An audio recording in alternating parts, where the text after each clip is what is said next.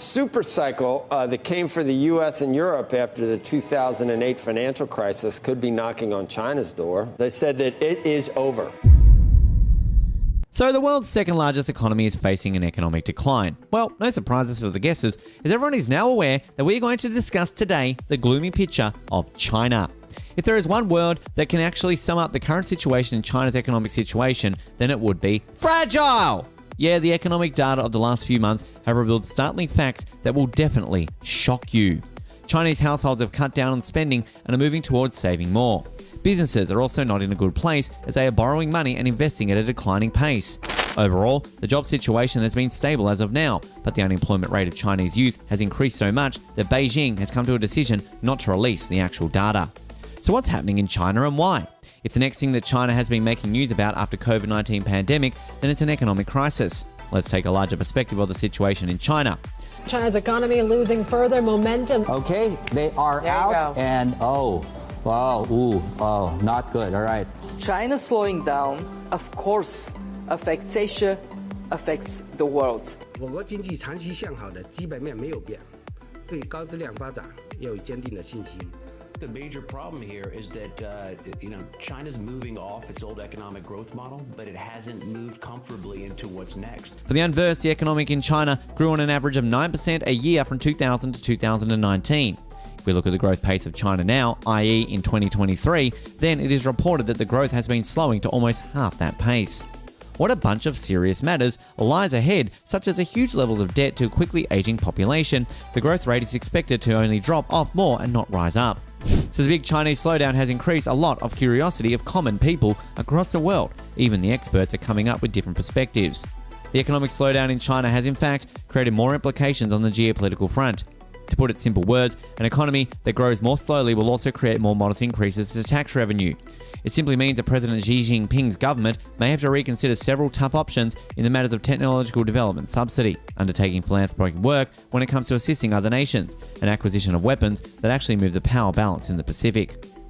Things may perhaps change. There is a possibility that Beijing could just have an absolute policy response on the matters that are sickening to the economy of China. It may also come up with strategies that may stabilize growth at a rapid and dynamic pace. Or the government may end up listening to certain experts who like a holistic view, and thus situations could just become severely worse in China. So what are the challenges that are negatively impacting the growth, or say for that matter, the economic stability of China? Firstly, the biggest drag in the economy of China at present is the nation's really depressed market of real estate.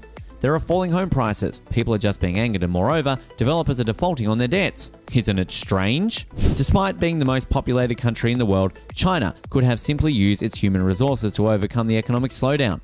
But we guess it's failing to have the right team of experts who can guide them in the right direction. Financial markets were hoping in the past that Xi would introduce a bazooka policy in order to fight the economic slowdown. For the unversed, a bazooka is a term that has been referred to the use of central government funds to be directly spent on the economy at a large scale. Bazooka stimulus measures are used to bring stability to the financial system by adding liquidity to the market, as it happened in the 2008 world economic crisis. Despite market traders having been used the term in China for a long while, however, what they have been received in return is a consistent stream of incremental measures, and obviously it has led to a huge disappointment. Economic policymakers are of the view that today's cure will sow the beginning of tomorrow's disease, and that's why apparently global investors have also started losing faith in China's rebound policy measures. There is also local debt that is actually creating more noise than what it should be have all done in the past. Well, when the 2008 economic crisis was going on, China was left unscathed, all thanks to its decision to open up the stimulus floodgates so that the economy would remain afloat. Just imagine how the aftermath of the Lehman Brothers decline in 2008 couldn't really make any huge differences in China as it made throughout the financial crisis. In fact, it was touted to be an important engine for global growth. But guess what? There was a cost associated with the fandom of China in the world. Yeah, you heard it right. The cost came in the form of local governments starting to borrow during the crisis times in order to develop infrastructure that has actually raked up $9 trillion of off-balance sheet debt. Isn't it shocking? But what's the sad part of the story is a nation that triumphed in 2008 but is creating sensational waves in 2023. With the present slowdown economy growth and messed up property market shaping tax revenues, it is really not clear how the country is going to pay the market back. Usually, every year in March month in Beijing, China's premier lands in front of the National People's Congress and reports to government about the yearly target for economic growth. It has become like a public benchmark or a standard set officially to understand how the nation is performing. The only moment they missed achieving the target by a huge margin was last year, as the coronavirus pandemic lockdowns actually dragged China's growth. If we overlook this year's growth target of about 5%, then there will be a lot of scope for policymakers to do more work. In a nutshell, the main villains of the Chinese economic crisis story are none other than the 23 million unsold apartments in the backdrop of a shrinking population that has led China's developers in real estate industry to gorge on debt. This bad developer debt has actually and honestly shaken the confidence of consumers, businesses and investors in not just China, but even the broader economic in general. As per the data revealed by the China Real Estate Information Corp, sales of new homes at China's 100 largest developers actually fell 33% year on year. Adding more fuel to the fire of China is skyrocketing youth unemployment figures that have in fact even made the government not release the recent data. Empathizing with the consumers of China, we totally understand how fearful they have become of their future as they're sitting on their savings and not willing to spend them. US President Joe Biden also shared his view at a news conference in Hanoi recently, after Xi skipped out on the G20 summit in India that was held in the last few months. Chinese President Xi Jinping has his hands full right now, said Biden. Biden further added, Xi has overwhelming unemployment with his youth. One of the major economic tests of this plan isn't working at all right now. I'm not happy about that, but it's not working. As we understand that it is not really working for China, let us delve deeper into the debts that China has taken. You'll be dumbfounded to know that almost 60% of China's foreign loans are now to countries in debt crises, compared to just 5% in 2010. This is in fact a revelation according to a report by researchers at the World Bank Harvard Kennedy School, AirData and the Kiel Institute for World Economy.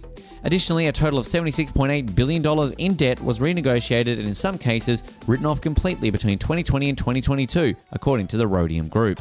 Let's take note of some views on the crisis situation in China.